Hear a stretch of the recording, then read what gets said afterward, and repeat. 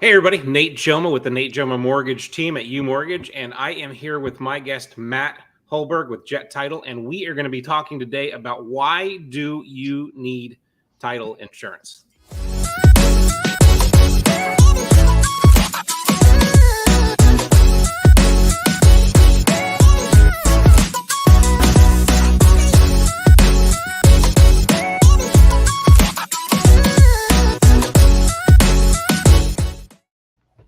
Matt, thanks for coming on.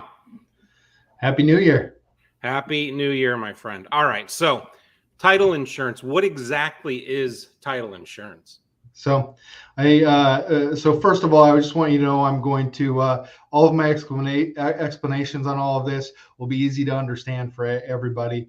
Good. This is title insurance is a rabbit hole that you can go down, and you can keep going down and stuff. So we're going to keep it on a basic level here. I'll tell you why you need it. I'll tell you what it is. So we need to start with what is title. So in what I do and those type of things. So title, of course, in real estate, title in real estate is your ownership right to a property. So and when you do a title search, we're looking for things. First of all, title search is a standard process in the home buying process, and it's meant to uncover issues that could prevent your right to that property. So, or cause you legal issues down the road. We're also looking for right to sell from the sellers because, as we all know, fraud is huge right now. So, what is title insurance? There's two types of title insurance. We have our lender's title insurance and we have owner's title insurance, and they cover exactly who's in the names of those. So why is there two types? Well, lender's title insurance usually required by the lender to protect the lender's financial interest in the property. And the owner's title insurance policy, let me go back a minute. That lender's title policy, Nate, they're only protecting their financial interests in that property, not the home buyer or the borrower. So owner's title insurance is insurance that protects the owner, protects their rights to the property for as long as they live. It also protects their heirs for as long as they own that home. So that's what title insurance is. Gotcha. So if I buy title insurance, that means that I'm protected against anything that comes my way, guaranteed. Well, yes. So you're covered as long as you own that home, and we're talking about coverage from things in the past that could come up or be uncovered in the future, or things that could jeopardize your ownership or right to that property. Yes. What kind of things are you talking about that could jeopardize my ownership? I'm glad that you brought that up because there is, despite us doing our title search and despite us being as good as we are at this, there's always things that can pop up. So I'll give you a couple examples real quick. Do we have time? Can I give an example? Yeah, please. So some things that could pop up. Let's say the previous owner had his or her roof replaced on the property, and they did not pay the roofer before they sold the property.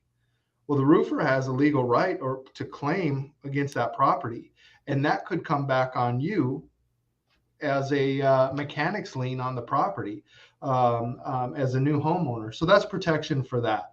I'm going to give you a quick example of something that happened. So I was at a closing table. I had a buyer, I had a seller, and at the table we have our sellers sign a seller's affidavit. So it basically says there's no liens or encumbrances on this property other than what we've already outlined. Maybe a normal payoff or a second mortgage, something like that. And the seller said, nope, we don't have anything. We closed on the deal. 2 days later, Nate, the realtor called me up and said, Matt, I think we have a problem. There's a lien on this property. Well, ooh. Yeah. So I sent an abstractor out to do a search on the property, and sure enough, there was. And the way that title companies work is they will do their title search, and they will date and timestamp that title search, and it's usually within a certain window to closing. And we were within that window of closing, and we would have done it a couple days later just to make sure the payoffs had been released. We would have identified it then. But the neighbor came up to the realtor is how this came about. So we did our search, date, time stamped. Let's just say, I can't remember exactly, but let's say it's at 9 o'clock in the morning. Well, that afternoon at 2 o'clock in the afternoon, the neighbor brought a judgment lien and recorded it on the seller's house. The neighbor had that judgment lien for 1 year. It was awarded 1 year prior to that. So just because a lien is not filed does not mean that it's not valid. And so what had happened was, and I'll give you the scenario. So there was a tree that sat like directly in the middle of the property line. So the seller and the neighbor decided they were going to share the expense, and it was like $2,200 or something like that. And the neighbor went ahead and paid for it, and the seller was going to give the neighbor money and never did. The sale sign goes up, the neighbor gets nervous, so on and so forth. Finally, the sold sign goes up, and the neighbor runs down and files that judgment lien on the property. So what happened was the buyer had owner's title insurance. And before that week was over, the title insurance company took care of that lien, got rid of that lien, and then of course went after the seller. So it's a perfect example of something that pops up later on. So how does that work if I have something that I haven't filed yet and then some time passes? Am I protected with my title insurance policy against those sort of things? Yes, you absolutely are. You're protected. You're protected on the commitment and the search that we've provided, assuming that we haven't made any mistakes as a title company. You're absolutely 100% protected. So your protection goes in place at that point in time based on anything that was previously filed. So if anything gets filed after that, how does that work? Well, so it's all depending. So if it's on the seller and it's a predetermined judgment, then of course it would be taken care of on that. Now, if it's on the seller and the property is sold and they try to put a lien on it, well, then that's a legal matter for attorneys to get involved in. But title insurance is going to protect your interest. Gotcha. So when you're doing a title search and issuing a title commitment for the lender or for the buyer, can you just give us a quick explanation of how that search is done? And do you have attorneys that are involved to make sure that those things are, as they say, legally airtight? So let's start with the process. So we will do a title search on the property that goes back in on a purchase. On a purchase mortgage, we'll go back 30 years, and we will search to make sure that the chain of title is intact. The chain of title means it's moving from one person to the next person. And during those moves, any liens or encumbrances that seller had were taken care of or paid off in that transaction. Sometimes they get missed, or they're not recorded as paid off, and we will take care of that before we get to closing. We'll run down all the paperwork. Most of the time, not all the time, but most of the time, it's just a recording error at the clerk's office. But we'll go back 30 years. We'll make sure that the chain of title is intact. We'll make sure the transfers have gone. We'll make sure all the liens are paid. And then what we're doing with the current seller is a couple things. First of all, we're making sure that seller has the right to sell. So if it's just you, Nate, on the deed, the current deed as a single person, I only need you to sell. Right. If it's you and your spouse, well, I need you and your spouse to sell now. Now, if you own a company, well, now we've opened the book up, and I may need multiple people to say that it's okay to sell this property. And so that's what I'm looking for. I want to make sure that you legally own this property, and how we are going to transfer it over, whether it's single or married or tenants in common, whatever it may be, that we transfer it properly. I'm also looking to make sure that there's the liens or encumbrances that are on the property are ones that we could take care of at closing. For example, a lot of people have a mortgage on their home, and let's say you're selling your house, Nate, and you've got a mortgage with U Mortgage, but you're buying another house. I need to make sure that your house transfers clean. Without your mortgage, without that lien from U Mortgage on your house, to whoever your buyer is. So at the closing table, my job is to have a payoff for you, mortgage for you, and send that money in, so that when we record the new mortgage for your customer that you did the loan for, they get that house free and clear of any other previous liens or encumbrances. Gotcha. Gotcha. So who is checking that to make sure that I'm protected when those things come about? Help me understand, I guess. I mean, not that I don't trust Jett Title, obviously, but my question is, if in fact you might have overlooked something, how am I covered, or how does that work? Okay, yeah, so that's a great question, because title insurance, of course, covers anything that was in the past. You're talking about, what if I make a mistake? So in that particular case, and we all talk about insurance, so errors and omissions insurance covers me on that. But I've got a great team that just like many title companies have, got a great team that doesn't just look at the title search once, but we look at it twice. And we also have our title insurance underwriters that will give their eyes on it as well. It seems like a title search would be difficult to read, but it's in chronological order, and it's very easy to identify. I shouldn't say that it's very easy, because in some cases, as you know, it can I just jinxed myself for the next 20 deals, so they're all going to be crazy. But in a lot of cases, I hope not. I'm knocking on wood, by the way. Thank you. But in a lot of cases, we've got multiple eyes that review that title search, so that we could, when we put it into commitment form, we're good to go. And so we've got our errors and omissions insurance, and in a lot of cases, our title insurance underwriters will give us a title commitment as well.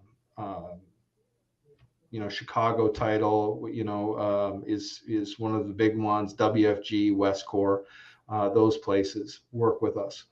Awesome. Very cool. So do you have any other examples of times when title insurance saved somebody, or they potentially opted out of title insurance and they wish that they hadn't?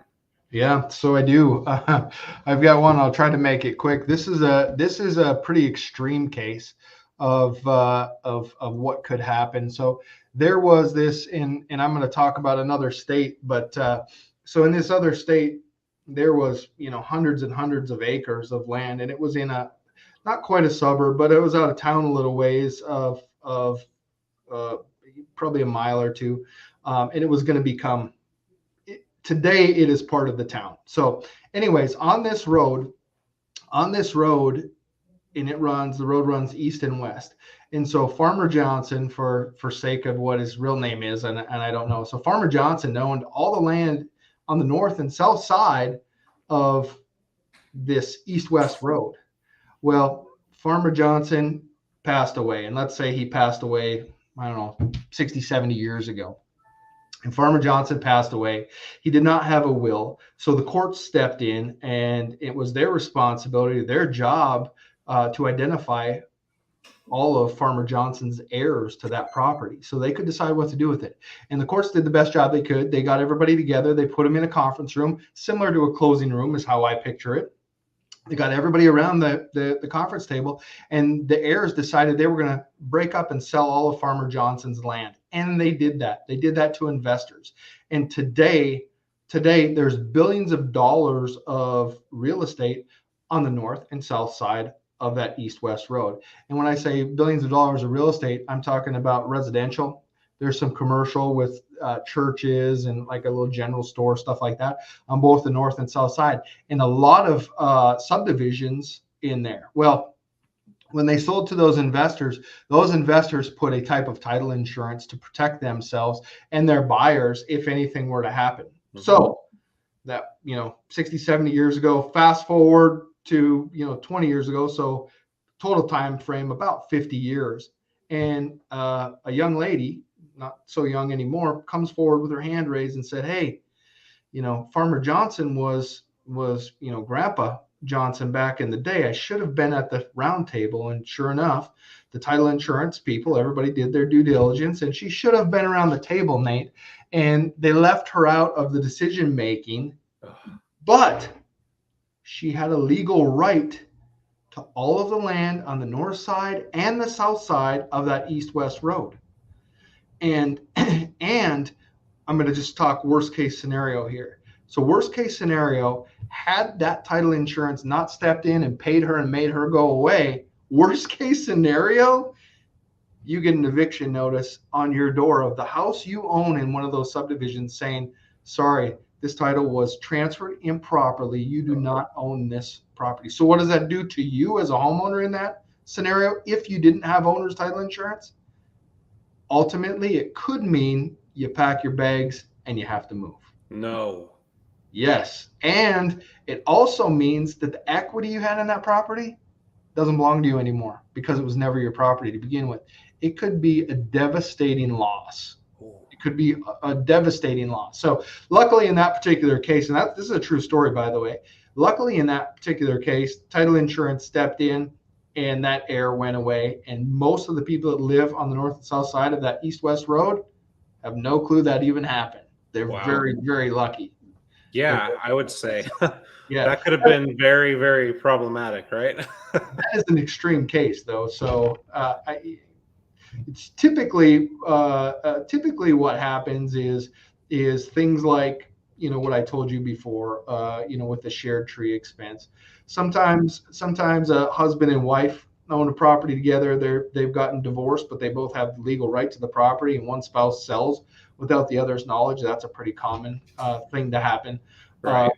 And most commonly, we have a lot of times where we'll have a mechanics lien on the property that wasn't filed when it was listed or searched. So, anything that, those types of scenarios. I've got a pretty big scenario that, and I've never had it recorded before because there might be some discrepancies in the actual facts, but it really drives home the importance of title insurance, and it goes way back, pre 1900s. Okay. So before you tell that story, just two quick questions. Yeah.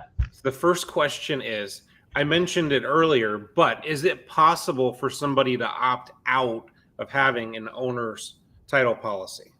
It is. It's not a requirement. Okay. Great. And then the second question, you've said a few times, mechanics lien. Is that just a standard type of lien for a roofer or somebody that's doing work on a property, that they make sure that they put the lien down so that they are getting paid? Like, why would somebody issue or file a mechanics lien? Yeah, exactly what you said. So if a roofer doesn't get paid, he puts a lien on your property so that if, the minute there's money on that property, he gets his money first or her money first. Gotcha. So when I buy my house and Jett Title does the title search for me and they issue the title commitment to me, if there was any such lien, you've basically gone and found that prior to me taking possession of the property and it's been resolved, or else I won't take possession. Is that right?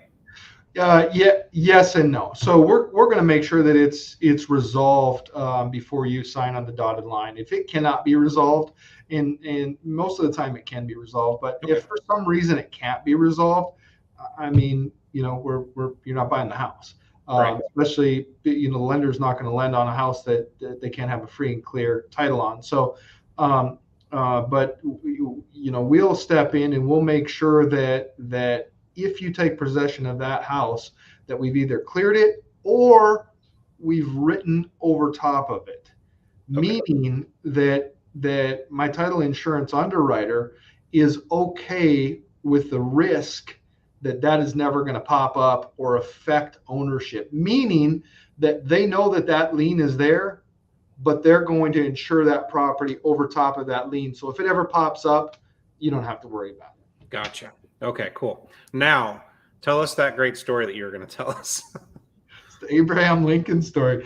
So I got to tell you, I got to give credit to one of my closers back in Kentucky. That his name is Bud, and he's a great closer. But he tells the Abraham Lincoln story, and so I've added to it a little bit. So this is a Kentucky story, but I'm going to tell you, Nate, how title insurance how title insurance, how our industry and title insurance made the 16th president of the United States, and that is Abraham Lincoln. A lot of people don't know that Lincoln's from Kentucky. Everybody thinks he's from Illinois, but he's actually a Kentucky boy, wasn't he? Exactly right. So he was born and raised in Kentucky / Indiana, but that's not where he's the president from. He's the president from Illinois, the 16th president from Illinois.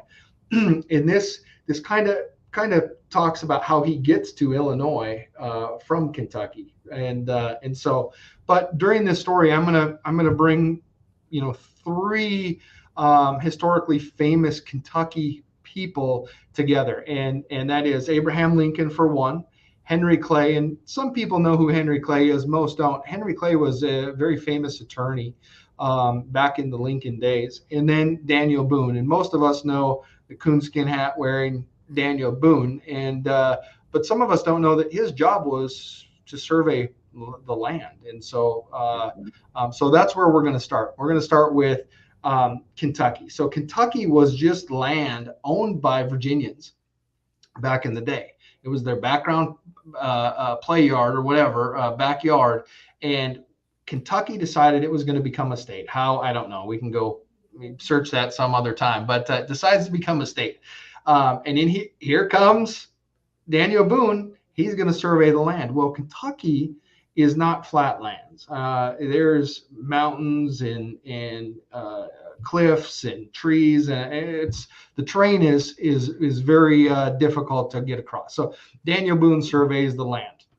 He's out of the picture now, right? He surveys the land. Well, what happened was Kentucky landowners, once they were buying their properties in Kentucky, they were sometimes having to buy their properties not just once to ensure they had title on property, but 2, 3, 4 times over to get a clear and free title. So in comes Abraham Lincoln. Abraham Lincoln is born, and he's born to Tom Lincoln, who owned a family farm in central Kentucky, kind of up by the Lexington area of Kentucky.